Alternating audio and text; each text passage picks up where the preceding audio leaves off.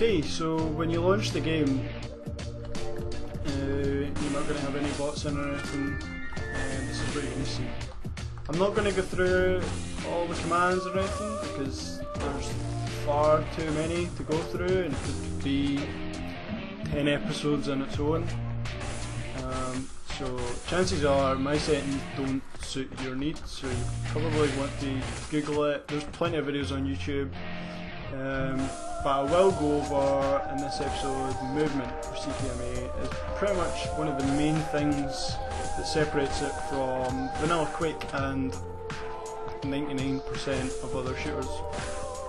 Now, the movement is different to CPMA because you can strafe jump like in normal Quake and in other games using forward and one of your strafe keys, but you can also, using just your strafe keys and turning, you can air strafe or use air control, or there's a few names for it, but you get the idea. You can basically turn corners while gaining speed. You can hold W and do it, but you won't gain speed. You'll keep the same speed that you're going at if you hold W, but most of the time you're better off holding your strafe keys and using left and right. Now, another thing that separates Quake from normal Quake, another thing that separates CPMA from vanilla Quake is instant weapon switch. Now, normally in Quake 3, I'm not sure about Quake 2, and Quake 3 and Quake Live are pretty much the same game, minus a few differences like physics, but they both have quite long weapon switch, whereas in CPMA you can switch between your weapons instantly, which makes a huge difference,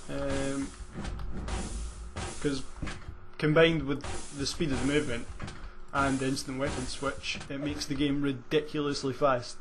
Like, it's insane. It also means you can combo weapons. Now, there's a few differences between the physics of the weapons in CPMA and Quake Live or Quake 3.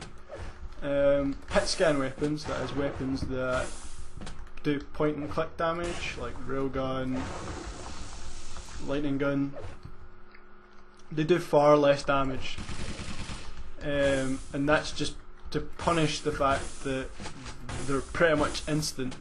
Now, the lightning gun, although it does less damage, it still does a ton of damage because it's just a stream of damage, it's just an output. It's also amazing at controlling people above you. If someone was to jump through that teleport, come out that one, you could keep them in the air pretty easy, much easier than you can in Quake Live. Projectile weapons do far more damage. Like a direct hit from a rocket off spawn, someone who's just spawned will kill them straight away. And because in Quake the maps, well, this is a pretty small map, but because in Quake the maps are pretty small, you know where people are going to spawn most of the time. You can predict the spawns, which means you can chain together kills really quickly. So there's a few items on this map. There isn't a railgun, just because I'm in setup right now. I'm giving me a railgun, but there's the red, which spawns every 25 seconds. The mega health, which spawns every...